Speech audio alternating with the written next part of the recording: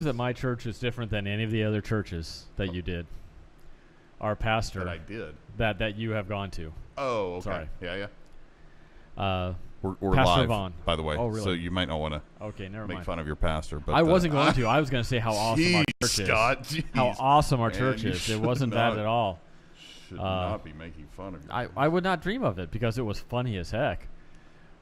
But they did a slow roll while they were saying, kind of a Lou Roll, not a Lou Rolls, really deep voice. Hey, baby. Type of thing. It was kind of cool. Hey, and those envelopes in front of your seats. Those are for members only. You don't have to worry about a thing.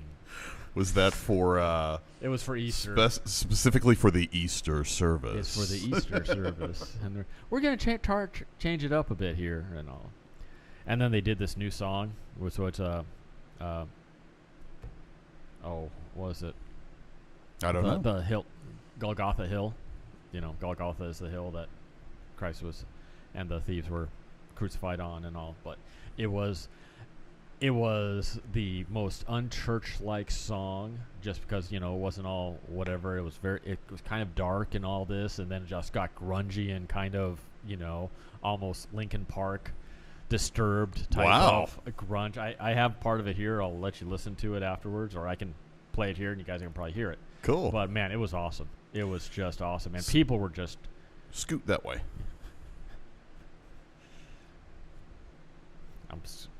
Yeah, there you go, right there. Scooting right there. Now, move the microphone to get right in front of you. You know what I'm saying? Yeah. I'm sorry I'm so tall. That's okay. Man. I know it's great. When I go to apologies. set it up, I'm like 6 inches down here. I'm trying to slouch and all. So Yeah, how you doing? Sorry. You're doing good at it, though. I'm doing good. I'm doing good. You're slouching very well. That is the broken back of a businessman. That's funny. I actually like that. That's sorry. good. All right. So today, I have an undeveloped thought that I want to talk about. I had just the topic that kind of hit me today, and it kind of came about in a funny way. I was actually driving Kylie to swim practice, and it kind of hit me on the way to practice. But was that at 4:45 this morning? No, this afternoon. It wasn't the morning practice. She didn't have morning practice, thank goodness. But so the thought for today is features versus benefits, specifically when we're talking to our prospects and clients. Should we be talking to our prospects and clients about the features of what we do or the benefits that what we do will bring them? I'll give you the short answer to skip ahead to the very end of the show. The answer is benefits every single time and twice on Sunday. And thank you very much for watching. Thank Have you. a nice day. And good kidding. night. In no circumstance ever is it more valuable to discuss features over benefits. And that's kind of what I want to talk about today, is benefits over features. So I guess you would like to hear more than, geez, I agree.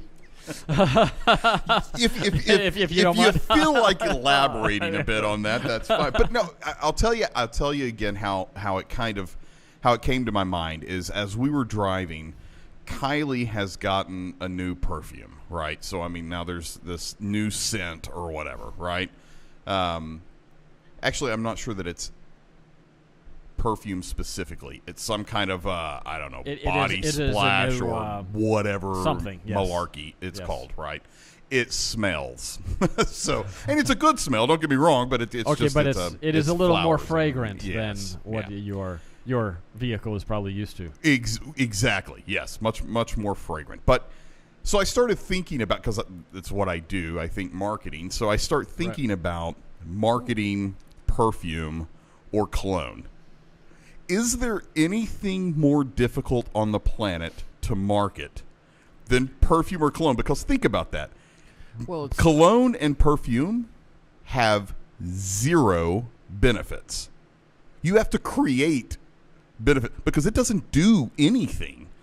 It's a smell.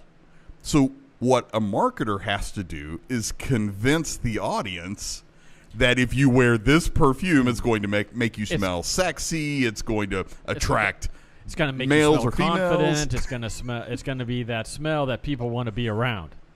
And it does literally none of that, right? I mean, it actually doesn't do those things you have to create. Is that why those, commercials and all that are so confusing? They have to be. I mean, because like you see the Johnny Depp in, I don't know, whatever his newest one was, but he's in the desert digging someone's grave or something, and I'm just good. like, yeah. And this is what? Or right. Interesting. So if you talked about the features of perfume and cologne, right? I mean, right. So we have a little bit of water, we have a little bit of alcohol, features, we have a little bit of this smell instead of this smell, or it's an ocean smell, it's a sand smell, it's a. But even that is smell. invented, is it not? I mean, look, you smell ocean breeze, right? Right. Does that really smell like ocean breeze? I guess depends which oceans they have visited, type of thing. But usually not any ocean I've been to. Exactly. So they're just making up Right. these names, these scents, because they don't exist, right? They're just making this stuff up, which True. is perfectly fine. There's no problem with that. And I'm not saying anything negative about perfume or cologne. Absolutely wear it if you so choose. I wear it, so it's. I'm not saying it's Right. a bad thing. What I am saying though is if you look at it, and this is the extreme case, I think, of features versus benefits. You can't talk about the features of cologne because it's not about what's in the bottle. It's about what's on the bottle. Let's take a step back. Yeah. What do you define as a feature? Well, that's a good question, because a feature would be anything that goes into the making of the product, So, like if or the you're in a making car, of the service. Right. If you're in a car, a feature is air conditioning. A feature is rear view video. Yeah. Good Exactly. job. Rear view video Yeah. type thing. Rear Those view are camera. features Yeah, absolutely. of a car. Because now, if you those think features have benefits. that's the key, right? So you don't want an air conditioner. Nobody wants an air conditioner. Air conditioner is a piece of machinery, right? I don't want an air conditioner, but I surely don't want to be hot. Right. I would like the cool air. Therefore, I have to have the air conditioner. So if I'm going to sell you an air conditioner, just like we do with perfume, or marketers would do with perfume, if I'm going to sell you an air conditioner, I'm not going to talk to you about the nuts and bolts of the air conditioner. I'm not going to talk about I shouldn't talk about fan speeds. That's what I'm trying to say. Gotcha. These little itty bitty features and all this kind of stuff that's all throughout this fan that 99% of the population has no idea about. Right. I'm going to talk about how it's going to give you ice cold air. It's going to feel like, whatever, right? Just like an engine. Yeah. You're not going to get talk into, I'm going to show old school here, carburetor, and and all that type, pistons, et cetera, et cetera. You're going to say, hey, the benefit of that is you can do a mile in 5 seconds. Benefit of that is you can do 0 to 60 in whatever. Exactly. That's the benefit compared to a feature. Exactly. Right. Right. So with the cologne and the perfume, it's kind of funny. Again, as I said just a second ago, it's not what is in the it's not what's in the bottle. It's what's on the bottle, right? If you and many Even do the bottle this, itself. right? Exactly. And many do this where they will take that same perfume that's in the bottle, put it in a different bottle, and you can charge a totally different price for it, right? Whether that's more or less. True. Generic, right? Is it So you've got your main brands of perfume, and I'm going to show my ignorance on perfume. I don't know names of perfumes or colognes, but you have your high end expensive colognes. Your Christian Dior. Yeah, that. exactly. I actually knew that name. Yes. Yes. So you could take those scents and literally put it in another bottle with a different name on it, right? And you could sell it for less or more. Sell this brand in Walmart for a totally different demographic. Depending on what name was on it, too. Depending Exactly. on what advertising, marketing name was on it. Exactly. So it got me thinking a little bit about kind of things that I've done in the past and jobs that I've held in the past. And I was thinking back in college. And there was a short stint while I was in college where I sold shoes at Sears. Yes, Sears sold shoes. I don't know if they still do or not, but they did when I was in college. And I was a shoe salesman. Yes, I was. I know that sounds cliche. It sounds like it's not true, but I actually did sell shoes at Sears. And a couple things that I learned. The first thing that I learned is you always have hand sanitizer when you're a shoe salesman at Sears. I'm sorry. Right now, I can only see Al Bundy in my mind. I'm sorry. Al Bundy from Married with Children. He was a shoe salesman. Was he? See, yeah. I never watched that show, so I didn't know. But I shouldn't have watched it either. So, it's a stupid show, but it was funny. Anyway, sorry. So please continue. To make sure that I'm clear, are you comparing me to Al Bundy? Are you saying that I'm reminding you of Al Bundy now? Not at this moment in time, because you're not making inappropriate jokes right. or doing anything else. But I was just saying, when I see your shoe salesman, brief stint, I think, just thought of Al Bundy. I kind of had one of those cognitive leaps, stream of consciousness type of thing. Wow, that was deep. On, so that's good. So I was a shoe salesman at Sears. I'll save you from that. But no, I was a shoe salesman at Sears, and other than the hand sanitizer, what I did learn, though, and paid attention to and kind of started cutting my teeth in marketing, because I was studying marketing at that time anyway, so it was kind of a pretty good exercise in features versus benefits, because one of the shoes that was popular, this was mid-'90s, late '90s is when I was there, one of the shoes that was popular were the Reebok Pumps. Oh, yeah. You remember those? Yeah. Right? So you pump it up and air out, or pump it up and air out. So this was the pitch man was Dominique Wilkins, is who was the pitch man for Reebok for these particular shoes or whatever. And I just remember back on all the displays that we would get in and the commercials that were going on at that time and all the mess that was going around these pumps. Shoes, right. These pump it up and you can, air out. You can slam a ball like Dominique Wilkins. You right. can do a dunk like Dominique.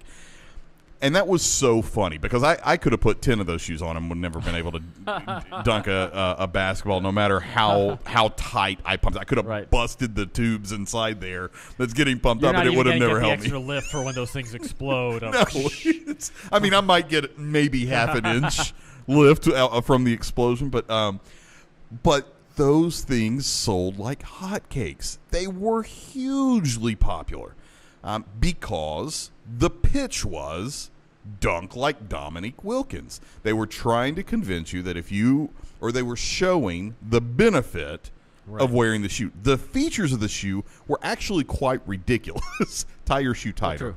Exactly. That's what you could get from the pump feature itself. It was quite frankly ridiculous. That's why nobody does it anymore. It really makes no logical sense whatsoever. But they sold the hound out of it because they talked about the benefits, right? They talked about because it was a different feature that every shoe other shoes had, but there was a benefit for that feature. That's right. And if you go back and you look at any of their spots that that Reebok did during that time on those shoes, they never talk about the actual, let's call it technology for lack of a better term, but the technology of the pump and exactly how they ran the cylinders through the shoe. And it was actually, they never talk about any of that. They don't talk about how it actually works. They just show you that if you pump it up, you can air it out, right? Was the whole message. And it worked, and it caught on. And we could go through example after example after example. So then I guess I think the overall point, or the big point that not that the point that I'm trying to make or anything, I guess just the thought that I'm trying to share is that's applicable for small businesses as well. And I think small businesses too many times want to talk too much about the details of what they do, not realizing that the client or the prospect actually, they don't really care about the details as much as we think, or certainly not as much as we care about the details. Not saying that they don't want to know some of the details, especially depending on what industry we're. I mean, in your particular industry in architecture, there are some of those details that you got to kind of at least lay out. But at the end of the day, when you're talking about selling, not necessarily when you're talking about actual designing and when you get down to the construction and giving them the construction documents and all that kind of good stuff, but from the convincing them to use you, the conversation is about what you are going to bring them. What is the end game for them? And I think small businesses sometimes talk too much. I can see that 100% because, yes, we want to talk about all the features that we have. We can talk about our AutoCAD program. We can talk about, all these other Photoshop, all SketchUp, all of these other things that we can do for you. Right. But do we really sell them on the benefit of why you want to do that? Why would that be more important, than anything else? Right. And more importantly, right. and well, I guess, and specifically, how would it be important to use those certain things right.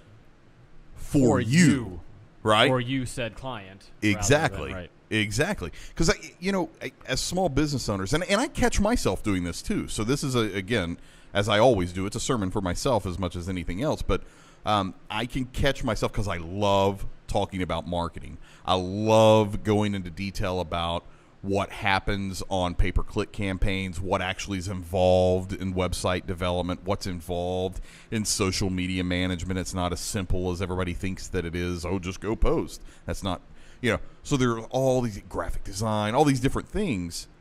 There's a million details. There's a million technicalities that happen in there that the client couldn't care any less about.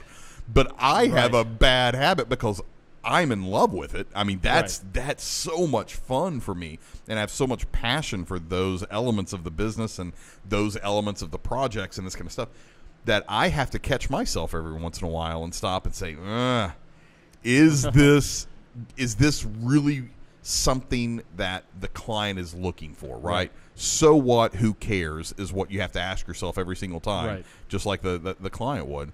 Does the client really care about all these details, or do they care about the actual end game, what's actually going to end up happening, right?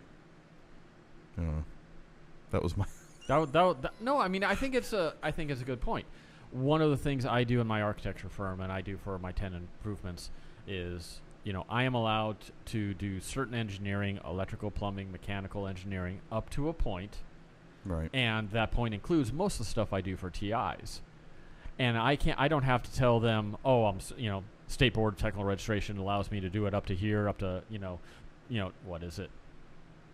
22,000 K AIC rating. I'm allowed to do electrical panels. Clients don't care about that. Right. Clients want to hear what's my benefit. Hey, you know what? I don't have to send it out to a electrical engineer for him to sit on for a day, for him to look at it the next day, for him to get it back to me the next day. I can look at it, make the changes I need, and keep on going. I can save you time. Which is the benefit. That's right. I can say, why is that important to you, client? Because I can save you time on this project. I can get things done possibly a little quicker, and we can have some more time to spend on other details that you are going to find more interesting. To selecting colors, selecting flooring, designing more of the casework. We're going to have more time for that rather than kind of, I have to wait for this, but I can't do electrical yet because I need to wait, make sure this moves. Oh, you want to move that outlet? Oh, crud, I have to send it back over to this guy for him to move it 2 feet underneath the knee space. I mean, it's those type of little things that I can save you money. Right. Features, benefits. Right. And I think at a very important point, as you were saying all of that, one of the things that was kind of in my mind is what is most important to the client isn't always what's most important, right? I mean, because you think about all the back end of the architecture piece of it, of all the codes and all the laws that you have to follow and all the. I mean, that's kind of like if you think about remodeling, so many people don't understand the concept of load-bearing walls, and they'll just go through and start knocking walls out without ever realizing that ceiling could come crashing in on top of you. The roof may fall. I mean, that's an important piece. It was even in my house that I grew up in. My dad there was this decorative wall, this decorative wood thing with, it was 70s, just like that. He was cutting through the first 2x4, and all of a sudden, he got halfway through it. And the 2x4 just dropped right on the saw blade, and it was stuck because it was a load-bearing design feature. And he was like, "What do I do?" I think we actually got up there. We got some sort of jack, kind of twisted it a little bit. It released enough so we could remove the saw blade. But Dad's going, great, now I have a cut in my wall right here. You have a new decorative piece. And my mom's going, But yeah, I mean, it's the idea of, hey, there could be something there, and I agree with you. But also the important thing, as small businessmen, we have to realize too, and we can start going into a whole nother conversation about programming and listening to clients, needs, wants, all of those type of things, and find out what is really important to them, and make sure we meet those needs, but also hopefully have them realize, hey, these are some other things you really need to think about and worry about. Well, why do I have to have 4 bathrooms? I don't need 4 bathrooms. Well, because of the size of your building and because of the type of business you do, you're required by code to have these. Not my decision. Right. But we can't get you making money until we meet these codes. I know that's not important to you, but it's something we have to live with it. Now let's get into what's important to you. Yeah, sure. No, absolutely. And something else that literally I just started thinking about as we've even had this conversation that I think is at least closely related to this topic. I don't know it's the exact thing. I'm not completely switching topics here. I think it's closely related, but is that rabbit trail. just a slight step to the right here. This was about I actually have done a video on this one before, but I about a year ago was taking my we have a Yorkie, and I was taking it out to do its business or whatever. And it always cracks me up as we walk around or we do a walk around the subdivision or whatever, how this dog is completely, no matter how good our neighbors do their landscaping. I mean, there's a lot of homes that just have perfect setup. It's like a topiary. Oh, it's just gorgeous. It's just gorgeous. It's never quite right for Toby, my dog. He always needs to add just a little bit. And so when we walk by these beautiful landscaped lawns, yards, whatever you want to call it, rocks, out here in Arizona. Anyway. Welcome to Arizona. Yeah, exactly. We have. It's so hard for me to call them lawns because. But anyway, when we walk right, he's always got to make his mark, right? So he lifts his hind leg and makes his mark, right? And it's so funny. We'll just go around the subdivision, and it's just periodically, every once in a while, he just wants to make his mark here, make his mark there, just needs to leave a mark right there. So that got me thinking when that was on that walk that we had. It got me thinking about how clients sometimes like to leave their mark on our work, and I know that I know it happens to you. It happens to us in advertising where we bring in our recommendation, our suggestion for something, and then if we're doing a piece of content or something, the client is inevitably going to be completely drawn to, we need to add a comma here, or we need to change that word A to change it to the, or little itty bitty things. Those are little silly things that are not going to change the direction of the ad. It's not going to change the effectiveness of the ad. It really is absolutely zero benefit whatsoever. But it is them leaving their mark on their project, and they really want to leave their mark on a project, right? And I think especially when it's something that they don't understand fully, or something that there are some things. I understand why you did that now. I wouldn't have thought of that, but now I want to have my little piece of this. I gotta put my put my little signature in the corner there of something for me. Yeah. And it's also important to realize when that's happening, and also not shut them down. Right. Because then they can start. Then they can also become uber critical too. Mm-hmm. I don't. No, I wouldn't do that. Right. Of course, there's always the clients that are going to be that way.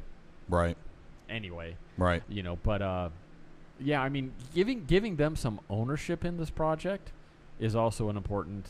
It is. Thing too as well. It is. I had a client after that happened, and I had this long thought, and I ended up doing actually, it started as just a blog post. I usually write my stuff out first, and then I did a video on it. But in between writing it out and before I did the video, I had a client that we were doing that, and it was, can you move it 1/8 of an inch to the right, or whatever silliness it was.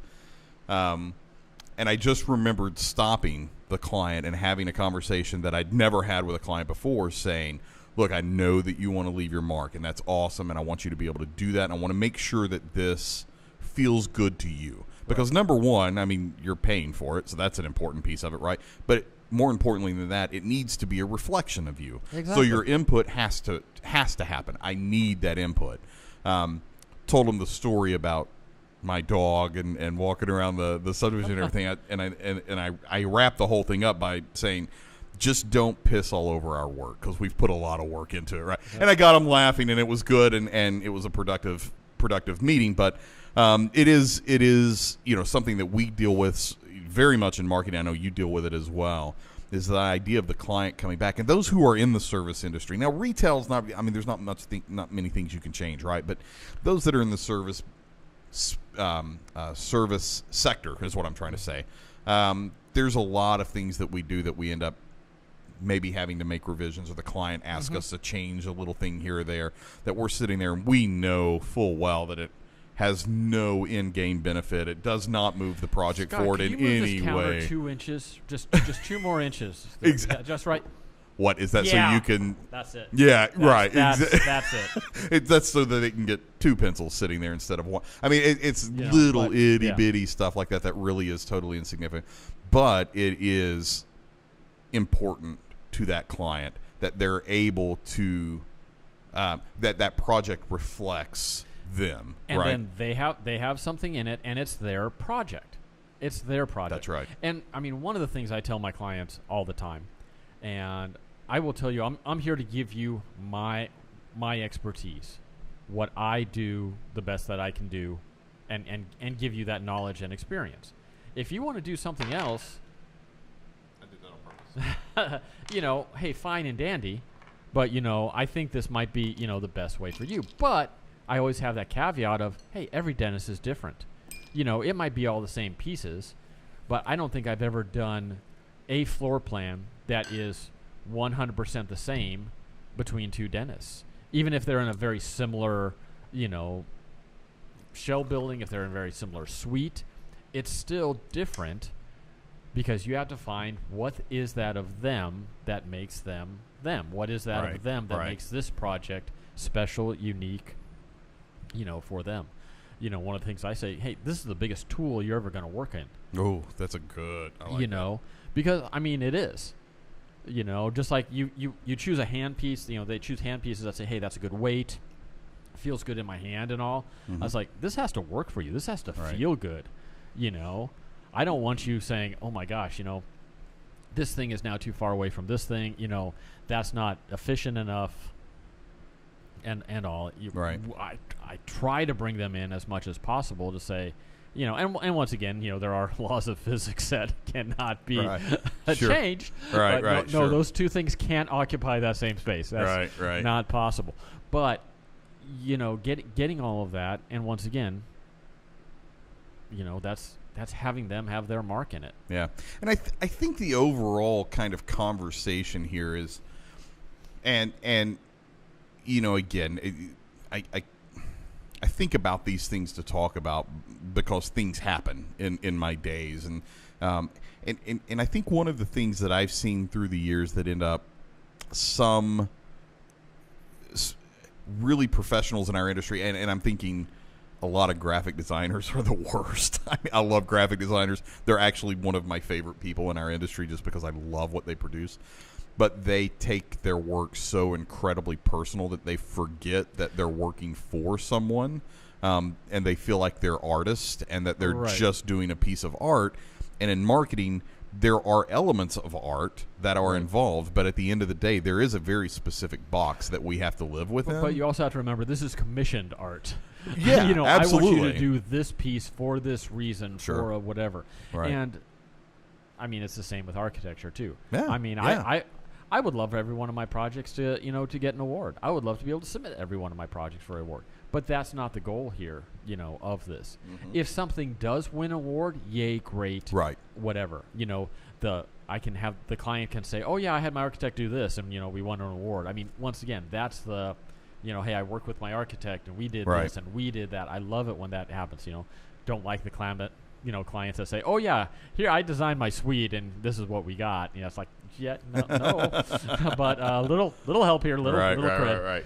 But, but I mean, once again, And that can easily kind of, bringing it back to, features and benefits, Mm-hmm. if we can provide, of all these features that we have, those are the things that I can provide you a benefit to make this your project, Right. to make this, Yeah. your thing. This is a part of you.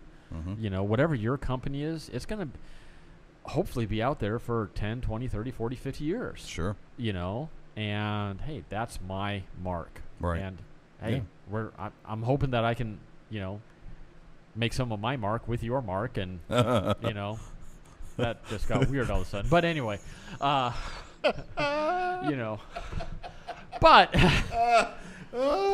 going back to benefits, visual there.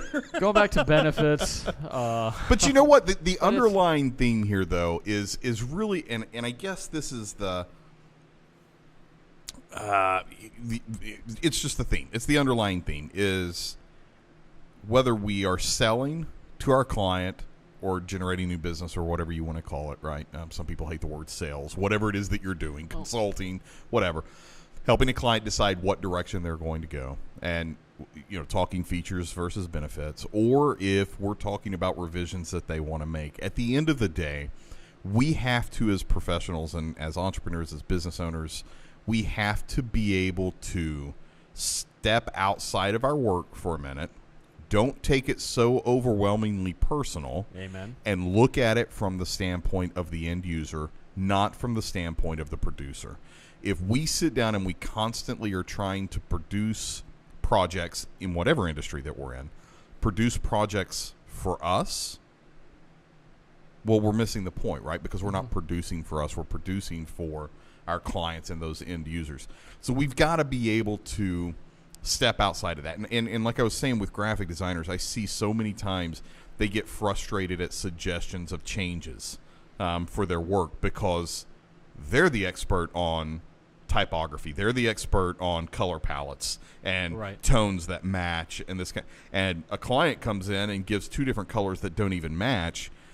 A lot of designers have the tendency to go, well, that client's an idiot. That's something that I hear a lot in marketing, which I always hate, is that client's an idiot. They don't know what they're talking about. I'm sorry. Who's asking for this? Who's writing that check? Yeah. Who is actually paying you to do this so that you can make a living and you can, pay for your house, cars, family, whatever. And even beyond the money part, which all that's true. And that's a huge point. It does come back again to the point that we made earlier. This needs to be a reflection of them. Right. It doesn't need to be a reflection of me. Right. It needs to be a reflection of my client. One of the other videos that I did actually just recently was style. What was the name of it? I'm trying to get the name so people can look it up. Style versus skill, right? Where we come in and we're applying our individual style to these. We don't need to be putting our style in. We need to be putting our skill set in. We need to be mirroring the style of our client. Right. And if we have the skill, we have the ability to mirror that style. And I know that at least in marketing, I know in your business as well, and many other industries similar to us, is we are creating projects that reflect our client, not reflecting us. Now, that doesn't mean there's not ever crossover. Sometimes a client style matches my style and it just it clicks. Right. Sometimes it's not even in the ballpark. But if I have the skill and I'm working on developing my skill more than I'm working on developing my style, right, then I'm going to be able to take that left turn when I think it should be a right turn, or I should be able to use a blue when I think it should be purple, or whatever the case might be, right? Now, once again, I mean, for your starting point, you might throw in some of your experience. Sure. And experience can also, style, experience, and recommendations, suggestions. Sure. This will work out well. Hey, I like using a curve on all my reception counters because it's more inviting than, a straight line. Right. Does it take more space? Yes. Maybe that's a negative benefit. But a positive benefit is it's more welcoming. Right. Do we have the space to do it? Yeah, we do. Or, oh, no, we can't do a curve because it's for everything else that you want, But that's when you have to be able to take your style, your preferences, your some of your way of doing things, and say, Right. no, I need to tailor that for that specific project, that specific job. Right. or Right. whatever. Of course. So I totally agree. Yeah. I totally And I agree. think that's a good practice. It's something that specifically, again, professionals, business owners, entrepreneurs, we really need to focus on. And I guess maybe that's just the kind of thing, is be able to step outside of your work and make sure that it reflects your client Right. first. Again, if your style happens upon it, great. If that works, if your Exactly. recommendations that's are gonna accepted, be a beautiful, kind of partnership Exactly. then for this job. exactly, right? Mhm. But if that's what you're focused on, and you're only Well, able to do right. it your way, or it's the highway, right? You're going to have a constant conflict. That's it. That's it. And it's not going to be a successful project for you or for your client. That's right. Type of That's thing. right. You're going to be frustrated the whole time. Right. And I've had graphic designers that worked for me before that was just something that they always did, is that they just took things so personal. They would literally get mad when revisions were requested, and it always kind of surprised me. And I guess that's because, again, I didn't come from the agency side of the business. I came from Right. a practitioner side. So it just makes sense to me that things are going to change, and that just is what it is, and we've got to make it work for that particular situation, which is different every time. So it always kind of took me back a little bit whenever I would watch these again, in our industry, these professionals, and I'm sure there's plenty of architects and anything else out there, where they just take it so personal, they get so frustrated with Right. it, that then all of a sudden the rest of their work is less than. Right. It's not as good as it could be, because now you're just mad the whole time. Right. Right? Well, I mean, I will tell you, kind of on the same track of this, my favorite compliments. I love hearing, "Oh, your suite's beautiful. Oh, Scott, this works well. This works well." What I love hearing, "Scott, you listen to me." Yeah. And Yeah, I you've love mentioned that, it. yeah. I love that when it says, because then I know I'm doing something, at least for that client, I That's did right. something right. That's right. Because they had needs, those needs were met, and that the suite looks beautiful and all that, great kudos and all of that. But you know what? I gave them what they wanted. Right. In the end, they got exactly what they wanted. Yeah. And that makes me, happy. Kind of going off tangent a little, these shows on, TBS and all, where they're they're redoing houses and all. Oh, yeah. And they just, say, "Okay, well, go do it." I would be so nervous in those things, because they haven't really talked to them. "Oh, what do you really like?" Right. I mean, they do a little. I mean, and all Sure. that, but it just seems like such a jump. All right. And I just want to see one of those shows where they go, "Oh, I don't like that at you all. did that," and just see how That's they, right, yeah. kind of react to that type Right. of thing. They'd never air that. They would though, never right? air that. No. I'm sure that's happened. Well, I'm sure both everyone's getting paid fine. For, Oh, yeah, yeah. Them being there, Don't- and them filling all. Don't that. bite the hand that feeds you, right? Exactly. So But anyway, sorry. So I was talking today. I am. You were talking? I Really? believe it or not, I know, strange, right? It never happens. But I think we talked about it last week. I don't know. Hey, okay, that's enough. Right. That's there's just We're gonna have a different guest next week. exactly. So say goodbye to Scott. This is his last week on the show. No, I'm just kidding. But I think I mentioned last week, and if I didn't, we're currently hiring account executives, right? So we've got our ad that we've put out there, and so I'm going through all these resumes. I'm doing the hiring, so I'm actually doing all the interviews, and have started all the phone interviews and started that whole process. And some of the conversations that I've been having, these are account executive positions, so they're going to be for our clients. They're going to generate new business and service current business. But some of the conversations that we're having is in regards to understanding our clients' needs and being able to reach those needs, not our own, not walking in thinking that we have all the answers because we've done this a million times before, because our answers that we are the things that we've done, I should say, in the past may not necessarily be 100% what this particular client needs. So the old analogy, you have two ears and one mouth, and that's for a reason, That's for a right? reason. So you are supposed to listen double the amount that you talk, and I say you should listen even more than that, quite frankly. But how I generally word it with account executives is just shut up and listen, right? Quit talking and just listen to them. But I think whether you're in a sales position or whatever position you're in, I think that's an incredibly important lesson that, again, applies to exactly what we've been talking about is listen. You brought it up. You said that, as you mentioned, that's your favorite thing to hear somebody say is that you actually listened. And that's because when we do that and we shut up and we listen, 9 times out of 10, they'll tell us exactly what they want. Oh, There's really doesn't have to be that much guesswork involved, really. Right. What else you got going on? How was your week last week? Last week was, my son got his wisdom teeth out. Oh, that was awesome. Oh, my gosh. I'm not going to lie. That is some of the funniest stuff I have ever watched. And us being the great parents that we are, decided to tape, that was good. Tape him in his rantings and ravings. What is that drug? I have that they no give idea. them? I have no idea, but he was just loopy. And this is a kid. This kid is in, Sea Cadets. It's kind of a Navy ROTC program. The kid does CrossFit. He's a really good kid. He's a really straight-laced kid, and all this. And to see him acting like that, and to see, oh my gosh, it was just hilarious. And it was just like it was not even my son, but it was just fun to watch. I think that was what made it the funniest is knowing your son, knowing who he is, knowing the type of kid that he is. He's not kid. He's a young adult, 17, young adult. Yeah. But knowing the type of person that he, oh my gosh, that was the funniest thing I've ever seen. And the most hilarious thing was on, because I think that was on Friday or whatever. Then on Saturday, we show him those things, and he's like, "I didn't say that. That's hilarious. I didn't say that at all. I mean, where did you get this?" And he's like, "That is you, Kyle." He's like, "No way."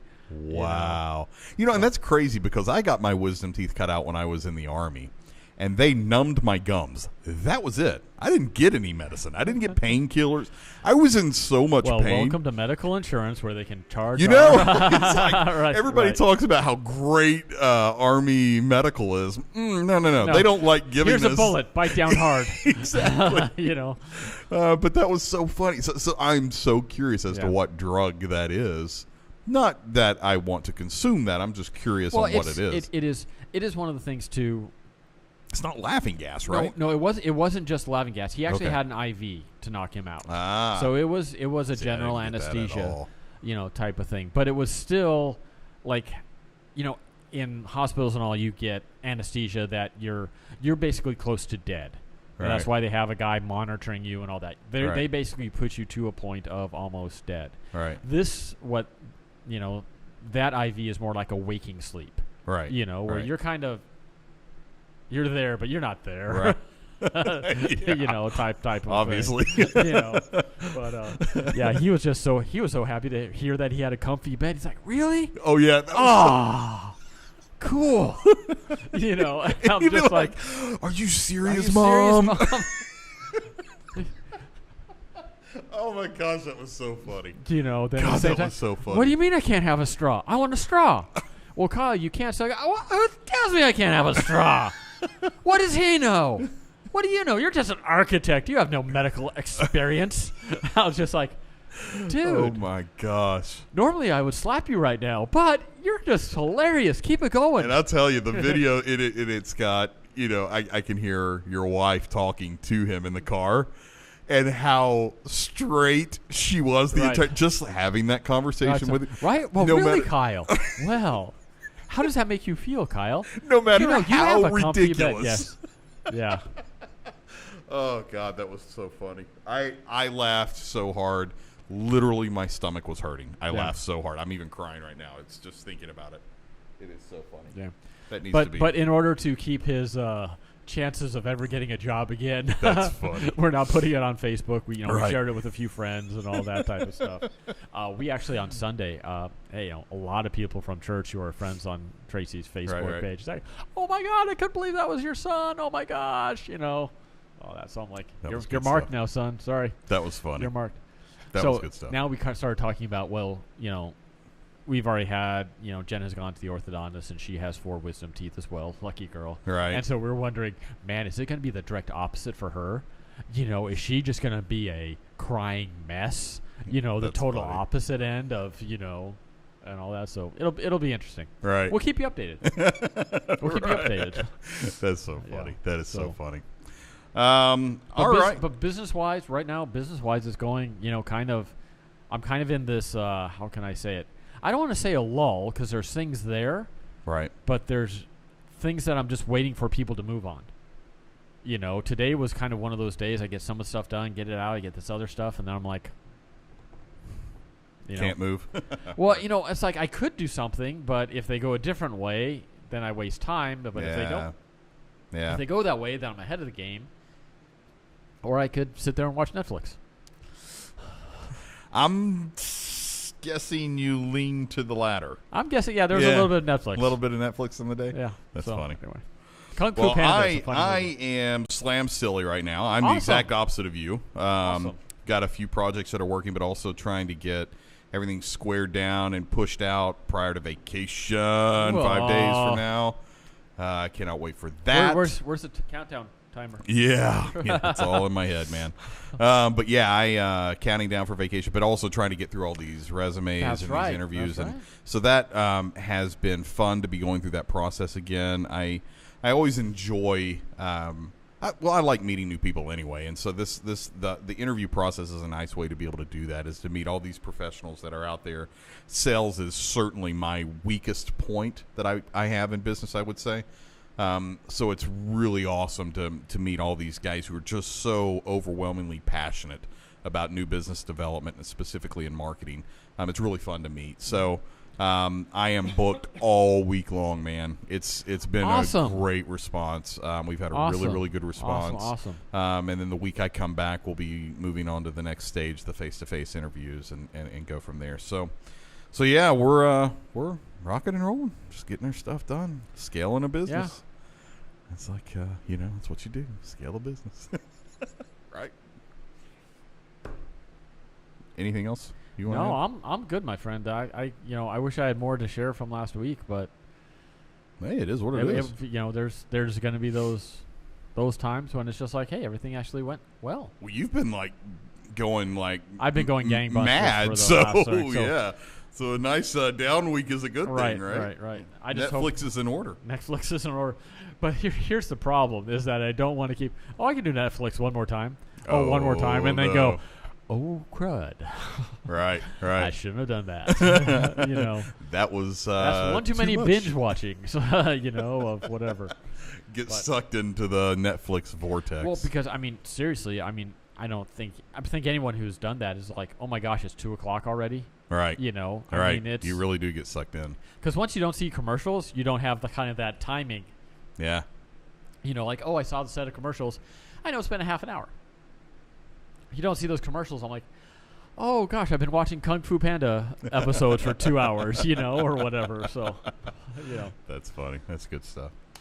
All right. Well, that's all I got.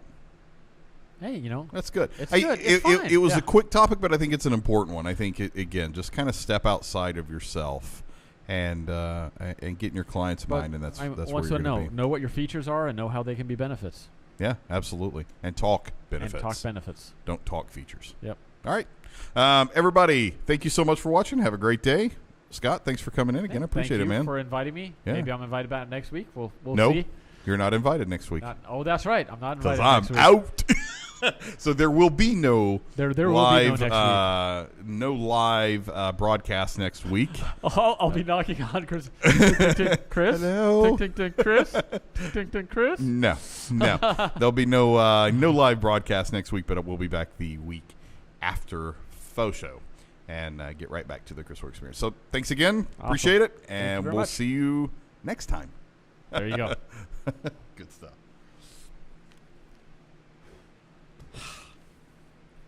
Even with all the fans and cooling everything.